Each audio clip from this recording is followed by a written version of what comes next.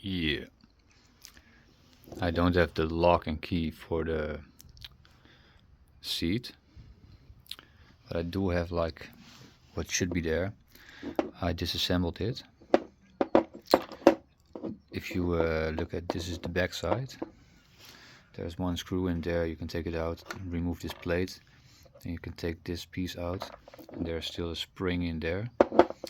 But this then is sitting in there, something like this. If you press in this tab, you will be able to remove it. You will be able to remove it from the front. So what I'm going to do is I'm going to leave this out. I will put this back in.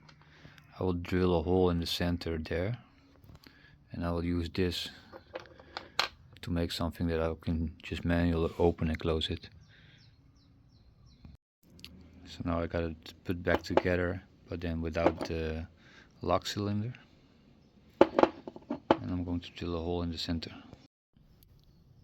Just like that. And I assume this will be able to go in now.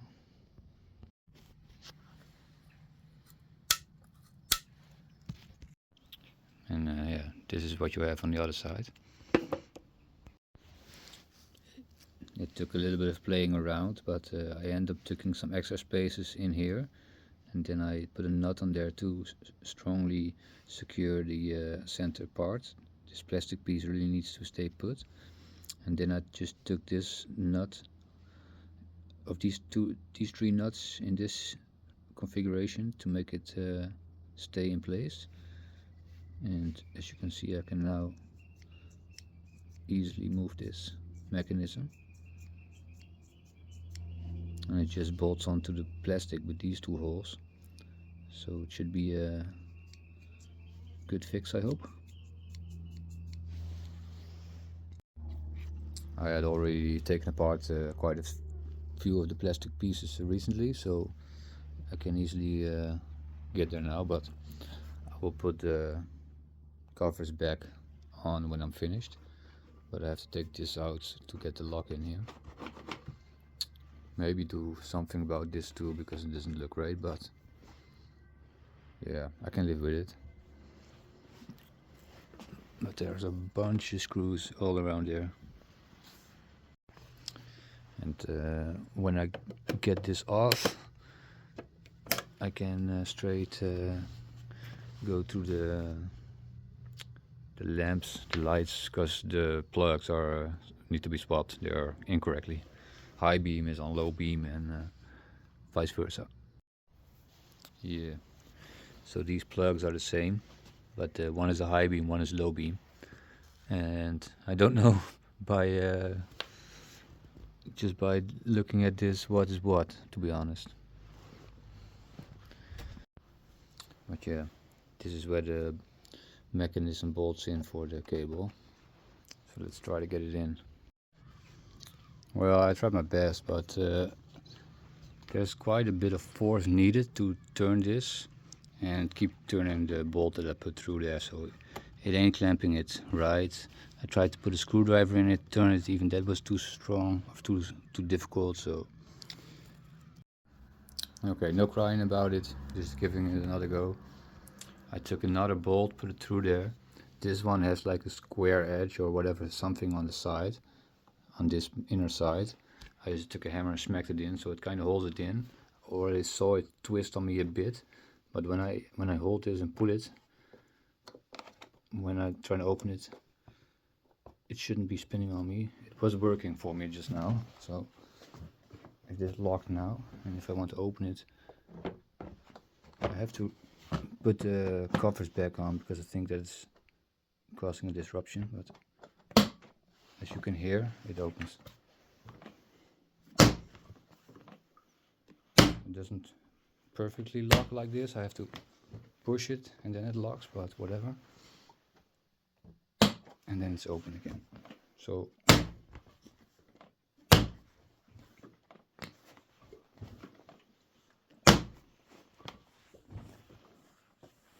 it's a bit janky maybe, but yeah, it's a DIY situation, I guess.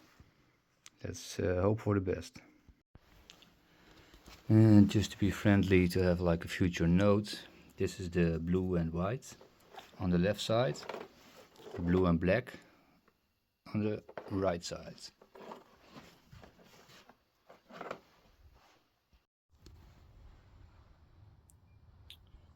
So now I got that stuff back on there, and there's like this small piece that goes here, I guess, but I don't have the lock for that center piece.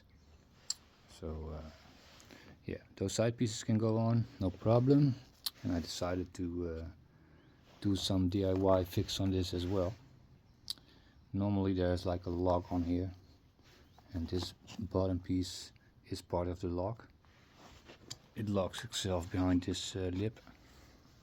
So what I did was I made something just like that situation over there, that I can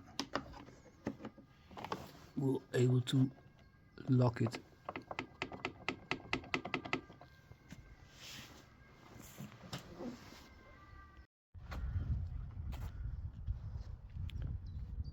It may not really be a work of art, but whatever, maybe you like it. My DIY locks. We do have the original key switch there. I do think that it's important.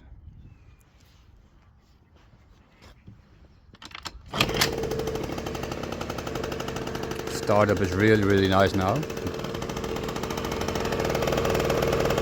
with the new carburetor.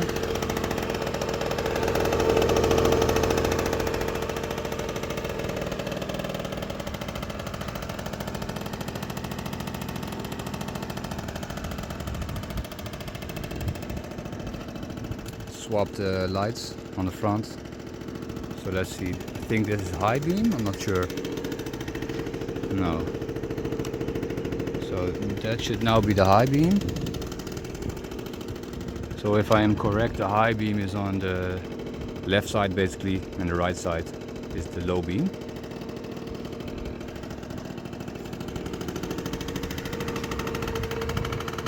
Proper exhaust.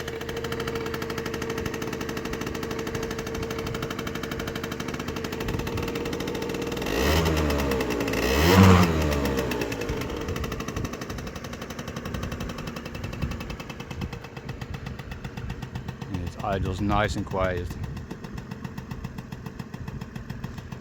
And as you can see, maybe I need to tweak some stuff around here still. This is still a bit janky. Oh well, it's a complete scooter, I guess. Started with the frame, so yeah.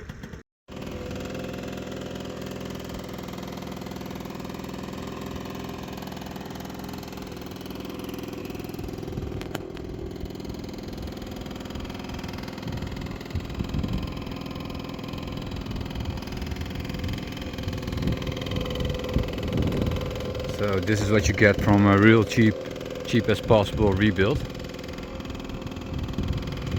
But it's a fully functional, basically fully functional Aprilia SR50R. Things we are missing. One thing is the electric starter is broken. I got distracted because the light is on. Another thing that's janky is that these brakes are just not perfect no more. You can see that that's the brake light that's on, but it's this handle. Now it's off. So when I brake, the brake light stays on. Now it's off. It's more a problem on that side. Well, you know how it goes. Once you start complaining about it, it goes away, right?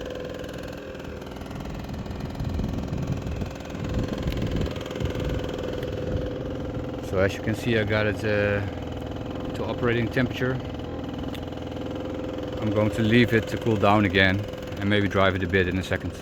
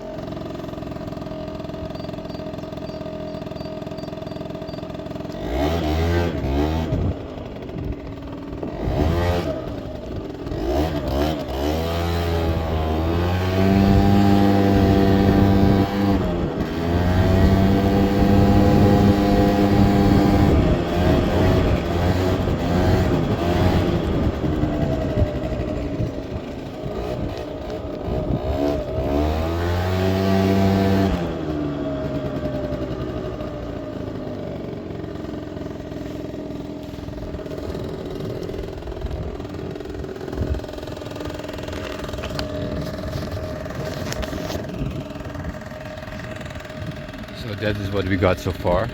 The aim is just to have a normal performing scooter. Be reliable and such. Seems to smoke a bit. Or maybe not. It's kind of windy over here, it's hard to see. It's healthy smoke, I guess. Temperature stays correct. Transmission is tuned like way too slow basically, but yeah, it's safe to drive like this. And as you can see, my brake handles are still stuck on both sides. But yeah.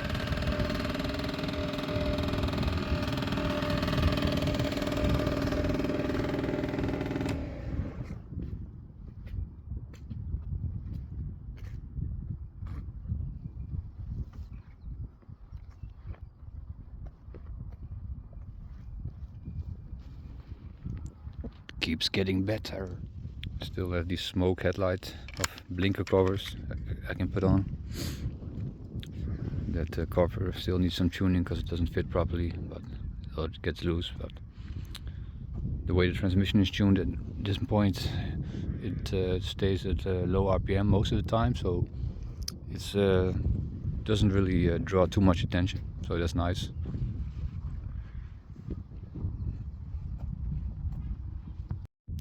And in case you was wondering what the speed actually is, the GPS tells me that it gets up to 65.